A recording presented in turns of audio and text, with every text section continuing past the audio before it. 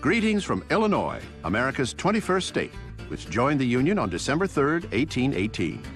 Its population of nearly 13 million people ranks it 5th in the nation.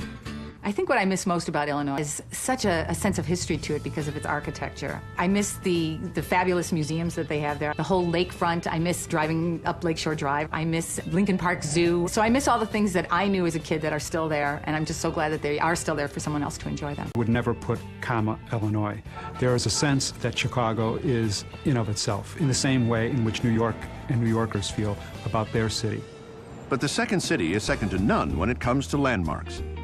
In downtown Chicago, one of the world's largest public libraries is the 756,000 square foot Harold Washington Library Center. Opened in 1991, its 9 floors hold over 10.7 million volumes. A few blocks away, you'll find the tallest building in North America, the 3rd tallest in the world. The Sears Tower contains enough steel to build 69,000 automobiles and enough telephone wiring to wrap around the world 1.75 times. Not to be outdone, the Field Museum houses the largest and most complete T-Rex fossil yet discovered. The dino, affectionately named Sue, was unearthed in South Dakota and acquired by the museum in 1997. Even with all these astonishing attributes, the state's greatest claim to fame is one of America's most revered icons, a man who was actually born in Kentucky. He chose Illinois to be his home state. If Illinois is the land of Lincoln, then Springfield is clearly its epicenter.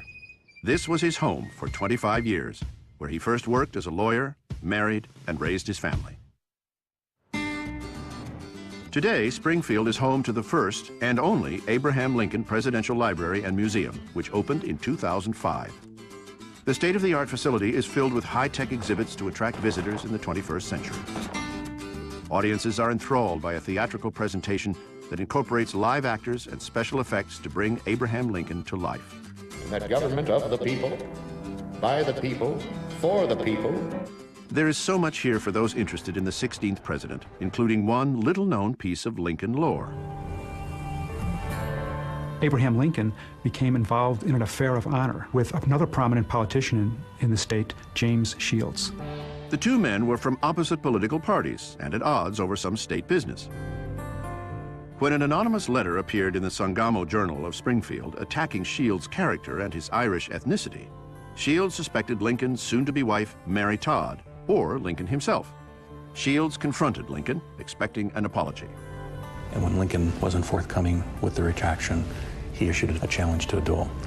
Illinois didn't allow dueling, and it required them to go to an island on the Missouri side of the Mississippi. Lincoln, however, got to choose weapons.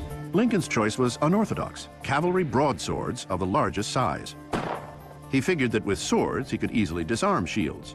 Pistols, on the other hand, would likely end in at least one death. Lincoln was 6'4". Shields was 5'9", a tall man by his day, but not to Lincoln's gigantic standards. And to go ahead and try to approach Lincoln with a sword with that kind of reach advantage was something that was daunting for Shields. Some say that Lincoln essentially wanted to make the duel as foolish and comic as possible so as to mock Shields and to prevent the thing from reaching a violent outcome. In the face of this obvious mismatch, Shields was persuaded to accept the promise of a written apology from Lincoln. After this unfortunate incident, the men became personal and professional friends for the rest of their careers, demonstrating Lincoln's uncanny ability to turn former opponents into political allies. Geographically, Illinois stretches the bounds of north and south. Chicago famously suffers the harsh winters of Lake Michigan, while the southernmost town is actually farther south than Richmond, Virginia. But central Illinois is where you'll find one secret of the state's success: its soil. In this part of the country, corn and soybeans are the two main crops that are grown. Pretty good land. Illinois also once had the largest, most sophisticated Native American civilization north of Mexico. According to archaeological finds, the city of Cahokia was inhabited from about 800 AD to 1400 AD. It covered nearly 6 square miles, with a population as high as 20,000 people. This was a center of religion and learning, and its people built huge pyramids, designed solar observatories, even practiced human sacrifice. The exact fate of the prehistoric Cahokians and their city remains unknown. Cahokia declined as an urban center between 1300 AD and 1400 AD. By 1400, the site was basically abandoned.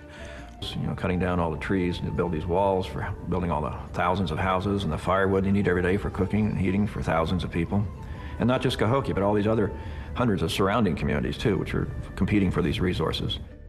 Today, along the Mississippi riverbanks, archaeologists continue to dig for clues, hoping to solve the ancient mystery of Illinois' great pyramid builders.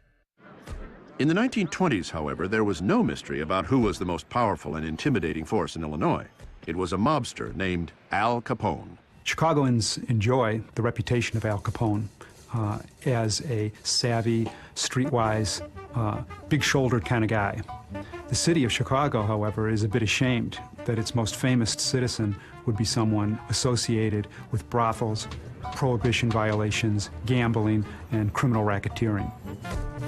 Alphonse Capone grew up in New York City amidst gang warfare. After killing a man in Brooklyn, Al was sent by the mob to cool off in Chicago. There, his New York mentor, Johnny Torrio, soon called upon the 22-year-old Capone to run his new club, the Four Deuces, a speakeasy, gambling joint, and whorehouse all in one. Around that time, a new constitutional amendment drastically changed America. Prohibition made alcohol illegal and made men like Al Capone rich and powerful. Capone was sort of a melting pot mobster. He was not a member of the Italian mafia or anything like that. He was a second-generation American, and he worked with Irish Americans, he worked with Orthodox Jews, he worked with Greek Americans, Polish Americans. In the jazz clubs he ran, he had black musicians. He was not a person of prejudices. He was somebody who saw bringing people together through organized crime was a way to make the most money. In 1929, Capone was at the height of his power and influence. But on Valentine's Day of that year, he made what would turn out to be his fatal mistake. He ordered the death of his rival, Bugs Moran. Capone's hitmen dressed up as police, lined up 7 gangsters in a garage in downtown Chicago, and mowed them down. They didn't know it at the time, but Moran was not even there. It was because of the St. Valentine's Day massacre that President Herbert Hoover decided to go ahead and really focus federal resources on putting Al Capone behind bars. It took 2 years, but what finally got Capone in the end was not a charge of murder, extortion, or liquor running. It was tax evasion. When Al Capone entered prison in 1931, Prohibition was nearing its end. With it, an infamous chapter in the state's history was all but over. Since those dark days, Illinois has taken its place among the most robust states in the nation, with expanded economic opportunities, a rebuilt infrastructure, and a strong, diverse economy.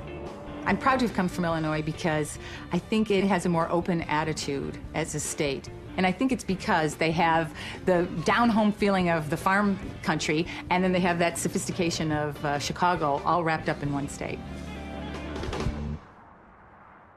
Look here. I'm talking about America. Sweet America.